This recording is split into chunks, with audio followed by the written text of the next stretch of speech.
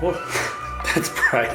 So today is a little bit different. I'm at home, not a lot to do, but I did clean my entire house this morning, which is awesome. I feel very good now. I feel like scrubbed and clean and everything's nice. I'm feeling ready to get work done. I think today I wanted to talk about a little bit of photo editing, just because I think it's incredibly important to know a little basics of photo editing, because I think most people work on social media nowadays. And by most, I mean a lot of people work on social media nowadays. So I just think it's a little bit important to know how to use Photoshop. Not to make anything too crazy, but basically today, all I really want to talk about is masking. And masking is super simple concept. You do it when you paint. Since Photoshop is kind of like a digital painting software, it makes a lot of sense. I have to organize my office just a little bit so that we can set this up. I gotta hook all the proper stuff up, but we'll get there and we'll get through this. Hopefully it's clear.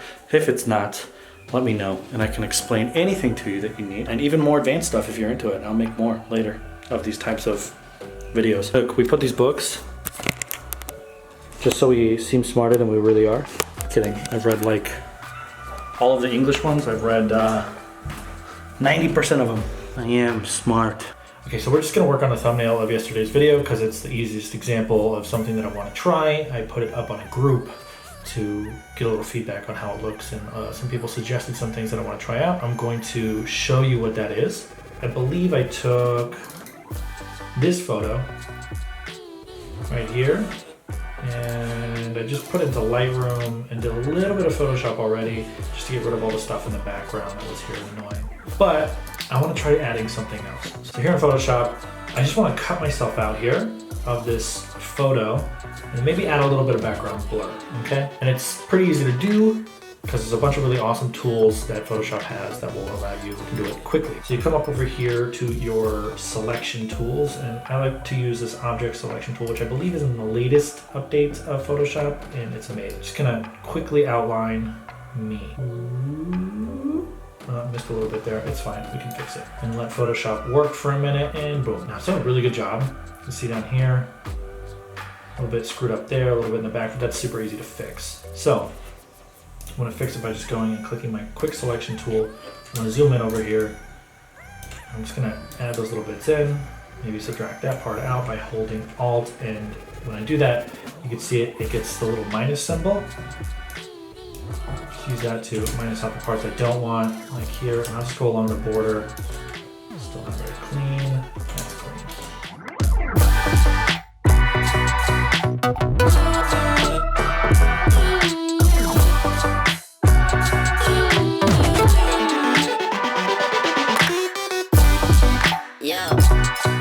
Okay, that looks good enough. Now, just because I want to have fun and show you a little bit of advanced techniques, now that we have the selection made, more or less how we want it, I'm going to go into selected mask up here at the top. Click that, and we've got this hair that's like really messy here. Like there's a lot of blue that shouldn't be there, and I just want the hair. So over here you have the refine edge brush. I'm just going to make it pretty big and soft and just right over this. A little bit up here. Now that's pretty resource intensive on your computer, so if you're running on a potato, it might take a minute, but it is a really nice effect, and it makes your cutouts look mighty clean. Now that we have the selection made, we can come down here to this little button, and that's the mask tool. If you just first unlock that layer, click the mask button, it'll create an automatic mask of what you just selected. And if we zoom in, you can see it selected those hairs really nicely. If you click Alt and click on the mask, it'll actually show you exactly what the mask is. A mask is essentially telling Photoshop where to put the color or where to let pixels through on this layer and where not to let them through. The way it does that is by the more white a pixel is in the mask, the more the pixel below it will show. And the darker it is, the less that pixel will show. So you can see where there's complete black and complete white, what shows up and what doesn't. Pretty simple to understand, right? Now, if you hold Shift and click the mask here next to the layer, it'll disable, enable it. But I kind of want to duplicate this, delete this layer mask on layer 0. You can't really tell anything right now that the mask is activated because we have two layers that are the same exact layers, one on top of the other. But if we select the bottom layer, create a new layer, B for a brush, and just boom, something across like that, you can see that in between subject layer and layer 0, the background, we have this thing popping up. I'm gonna get rid of that because it's stupid and gross. You know what I'm gonna do? Here's what I'm gonna do. Simplest thing. I'm gonna click this, I'm gonna apply layer mask. And what that does is basically whatever was black inside the mask, it deletes. I'm gonna show you something that I worked on recently that's on my Instagram. I think it's a really good example also of masking. Boom, all right, cool. So this is a great photo. I love this photo. It was a lot of fun, well received. When I first made this, I made this 3D little planet ball toy thing in Blender, and then I put it in here like this, right? But it had a background. So all I did was create this moon, this totally flat moon like this, with flat lighting. And then I just selected it with like a quick selection tool, something I believe it was just this. Or actually, I think it was a magic wand tool. Yeah, this one's amazing. You just click the black. No, that didn't work. What a fail. So I'm gonna deselect that. Control D to deselect.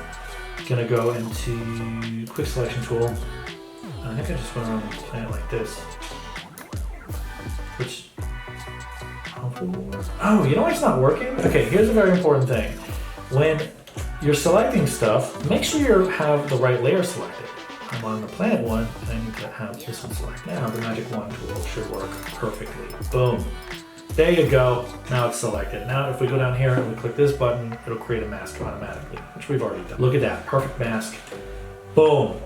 Now what I did is I just used that to cut out the planet, which wasn't perfect because they didn't line up. I don't understand what happened, but I think I did it twice without realizing it. But whatever, I fixed it up later. And I could just easily throw in a background, right? Boom, throw in a background, looks great. Kind of. I have to finish the edit. It's really that simple. I hope it was easy to understand, and you should probably know how to use these things if you work at the internet at all or you're interested in editing. It's the basics. It's like the foundation. Once I figured out masking in Photoshop, like I used to dabble when I was like younger, and then when I figured out masking, I was like, oh my god, oh wait, I can actually edit things in a reasonable way that's not like too difficult or ridiculous to do. So I suggest you give it a try. Download Affinity Photo even and try it there because it's cheaper. And they'll give you like a 1-month free trial. It's super awesome. I hope that knowledge was useful and entertaining. And I will see you tomorrow, hopefully.